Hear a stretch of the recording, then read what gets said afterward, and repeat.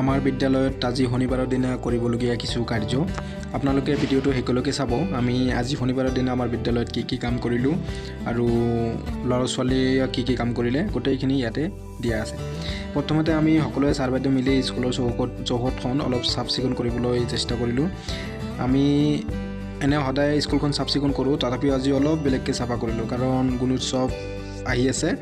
কেইটামান গছপুলিও আজি ৰোপণ কৰা হ'ল, কেইটামান ফুল পুলি বিজুলী বাইদেউ লৈ আহিছিলে, সেইকেইটাও ৰোপণ কৰা হ'ল। গছপুলিকেইটা ৰোপণ কৰাৰ পিছত পৰৱৰ্তী কাৰ্যসূচী আপোনালোকে ভিডিঅ'টোৰ শেষৰ ফালে চাব পাৰিব, ভিডিঅ'টো স্কিপ নকৰিব।